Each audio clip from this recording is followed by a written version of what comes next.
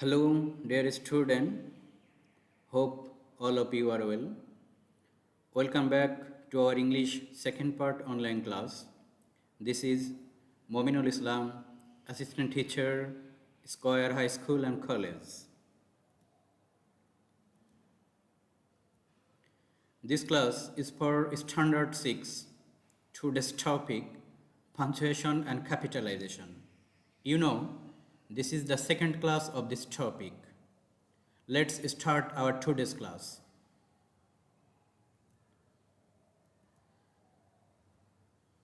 In our previous class, we discussed on some punctuation marks in details. Today, we will learn about some new rules of using punctuation marks properly. So, be careful and attentive. Let's start. Semicolon. It's an important punctuation marks in English grammar. Let's know some rule of using semicolon properly. To separate two independent clauses when they are not joined by coordinating conjunction. In such a case, you have to use semicolon. Let's see the example, then you will be more clear. He loves studying. He can't get enough of it. Let's see the next example. What an incredible situation. It must make you nervous. Here we see semicolon is used to separate two independent clauses. He loves studying, semicolon. He can't get enough of school. In such a case, you have to use semicolon. Let's see the next rule of using semicolon. Between coordinating clauses joined by, and, but, still, yet, etc. when the subjects are different. That means in such kind of sentence, the subject always remain different. Let's see the example, then you will be more clear. We went to village and they received us warmly. Here we see the first part of the sentence subject is we and second part of the sentence is subject they, and these two part of sentence is connected by coordinating conjunction, and for that reason we have to use semicolon before that conjunction. Let's see the next example. I helped him best but he failed. Here we see the subject is different and conjunction at the middle of the sentence. In such a case, we have to use semicolon. I think you are clear about the proper use of semicolon, and you can use these punctuation marks in English very easily. Let's see a nota bene. Don't use a capital letter after a semicolon. That means you should not use capital letter after semicolon unless it is followed by a proper noun. If there is a proper noun in a sentence, you have to use capital letter. Otherwise, you don't need to use capital letter after semicolon. I think you are clear. Let's see the next one.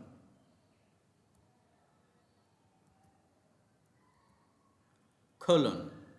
It's another important punctuation marks in English grammar. Let's see where we have to use colon. 1. Before are listed items that are introduced by such words as follows. Let's see. I will need the following items: pen, paper, glue, and paint. Let's see the next example. He had many reasons for joining the club: to get in shape, to make new friends, to lose some weight, and to get out of the houses. So, let's see, I will need the following items. Here we see some listed items, and before the starting of listed items, we have to use colon. I think you are clear. Let's see the next rule that we use in our dialogue very frequently. Let's see. In the dialogue, we have to use colon. How? Rafi, how are you? Robi, I am fine. It's the only true sentence of a dialogue.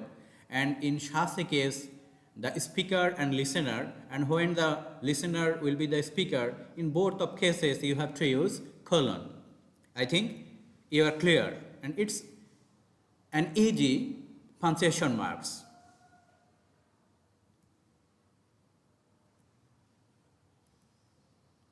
Hyphen. Sometimes we are confused what is the proper shape of hyphen and what is the proper shape of dash. Please see these two punctuation marks very attentively, then you will be clear. Hyphen. 1. To connect the parts of a compound word. To consist a compound word, you have to use hyphen. What is compound word? When a word with a full meaning and some of such kinds of word consist or make a new kinds of word, it's called compound word. Let's see, father-in-law.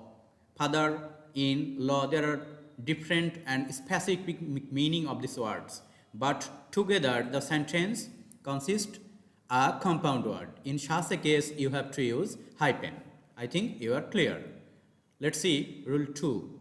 To connect the parts of a word divided at the end of a line. Let's see the example, then we will be clear.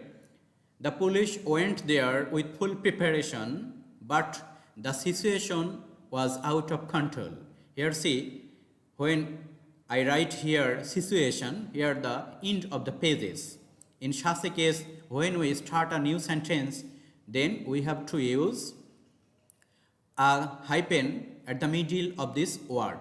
I think you are clear. Dash. To make a sudden break or change of speech, you have to use dash. That means abrupt change. How? Let's see.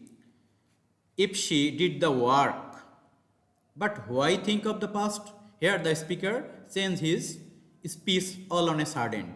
In such a case, you have to use dash. I think you are clear about the proper use of hyphen and dash. And you can use in sentence these two punctuation marks very easily.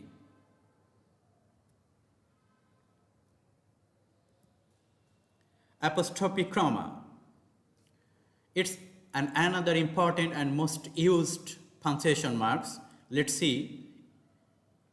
To form a possessive case in a singular noun. When we consist a possessive case of a singular noun, we have to use apostrophe comma. Let's see the example, then it will be clear. This is Rohim's house. Here, Rohim, here a singular noun, and in such a case, we have to use apostrophe comma to make a possessive case. Let's see the rule 2. When apostrophe is used to form a possessive case of a plural noun. Let's see, Bipu reads in a boys' school. Here, boys, it's a plural form of noun. For that reason, we have to use only apostrophe comma after the plural possessive case. Let's see the next example. Bina reads in a girls' school. Here, girls, a plural noun. In such a case, we have to use apostrophe comma at the end of the word. I think you are clear. Let's see the next rule. Only apostrophe comma is used to indicate the omission of a letter. When we omit a letter from a word to write in single form, we have to use apostrophe comma. Let's see the example, then it will be clear. I apostrophe am a good student. Here, the full form of the sentence is I am a good student. Here, we omit a letter of the word am. For that reason, we have to use apostrophe comma in such a sentence. Let's see next one. They are playing. Here, are. We omit here a. For that reason, we have to use here apostrophe comma. I think you are clear about the proper use of apostrophe comma.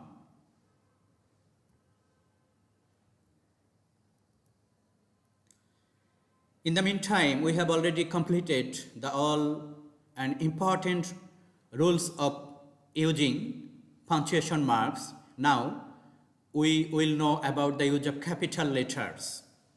Let's see, it's also some easy step. If you follow this step, and you can memorize very easily. Let's see the example. The first word of a sentence. At the first word of a sentence, you have to use capital letter. Thank you for your letter. Here, thank, T. At the beginning of the word, the first letter of the word will be capital letter. Let's see the next one. The first word in a quotation. She said, today is beautiful.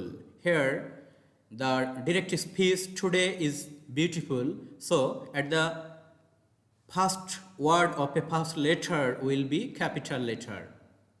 The greeting and closing in a letter, the greeting, or that's mean at the beginning and the closing of a letter, you have to use the capital letter. Let's see the example. Dear John, sincerely, etc. This kind of word you have to use capital letter. Let's see the some other rules, the names of days, month and holidays, people's first and last names, their initials and their titles, the word of names yourself. That's mean when the I always mean yourself, you have to use always capital letter.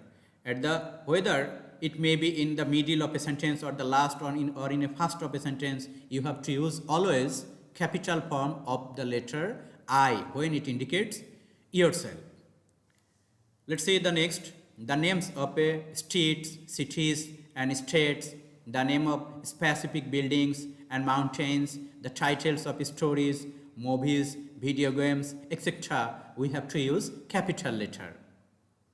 I think and I hope that all of you are clear about the proper use of capital letters. It's very easy. Just you have to watch this video attentively and pick up all the rules in your SW copies just for one time. It will be clear. So this is for today.